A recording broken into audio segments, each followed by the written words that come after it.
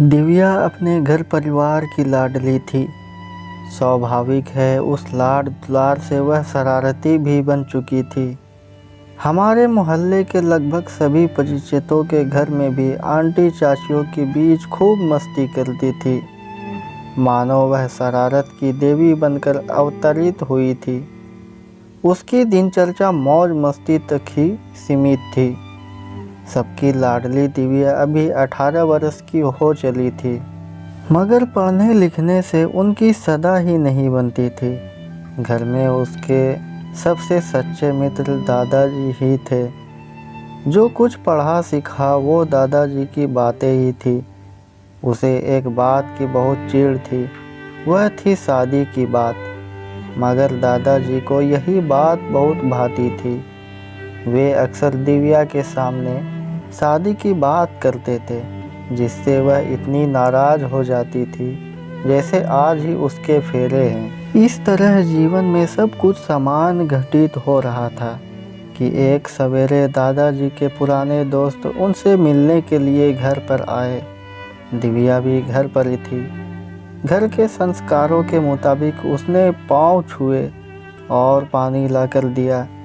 तभी दादाजी कहते हैं, बेटा इन्हें जानते हो, ये मेरे चूर्ण वाले साथी हैं। दादाजी की इस बात को सुनकर दिव्या खिलखिलाकर हंसने लगी। उनकी हंसी दादाजी के दोस्त को इतनी भा गई कि वे दिव्या को अपने घर की बहू बनाने का निश्चय कर चुके थे। उन्होंने अपने दोस्त को यह बात कह डाली, दादाजी के लिए यह घर बैठे गंगा आई जैसी बात थी। वे अपनी लाडली रिश्ते के लिए हमेशा चिंतित रहते थे।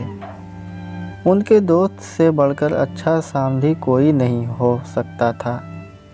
अगली पंचमी तिथि को दिव्या की शादी करने का निश्चय किया।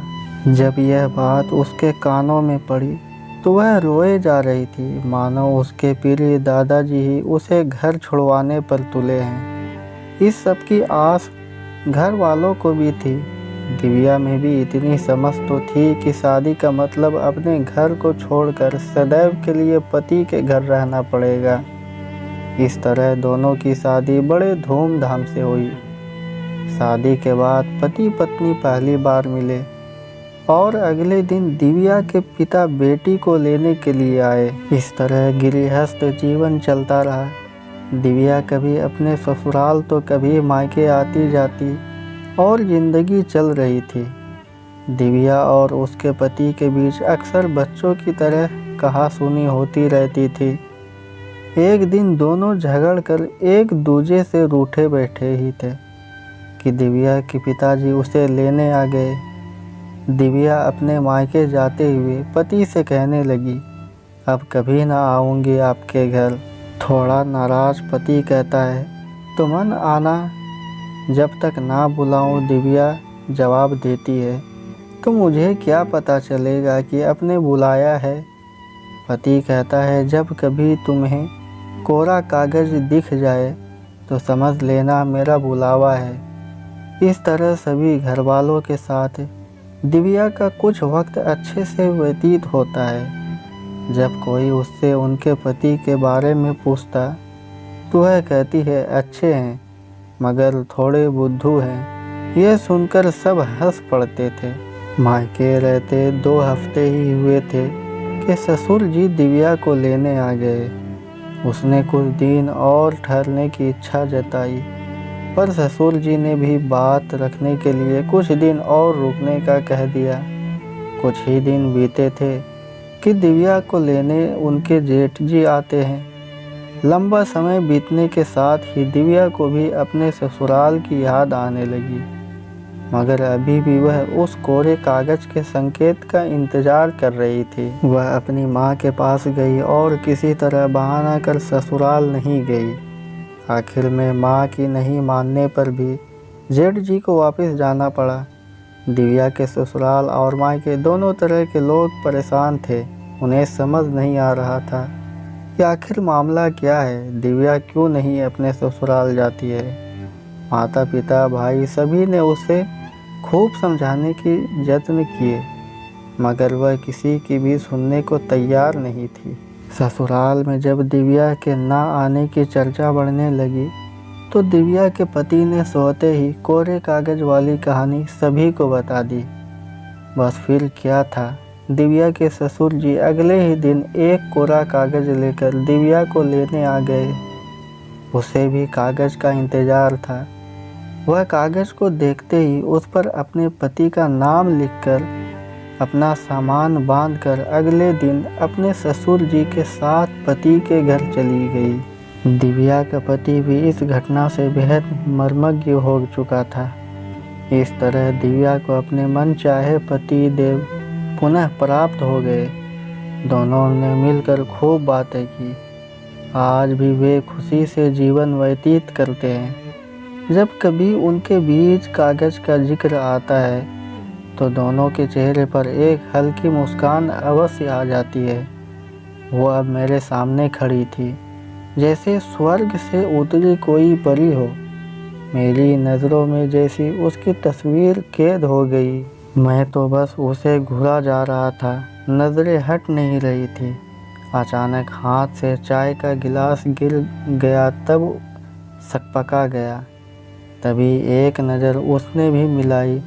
चाय वाले को गिलास के पैसे भी लौट कर फिर उन्हें ही देखने लगा। बड़ी ही खूबसूरत मॉर्निंग थी। वह होटल से पापा के लिए मिठाई लेने आई थी।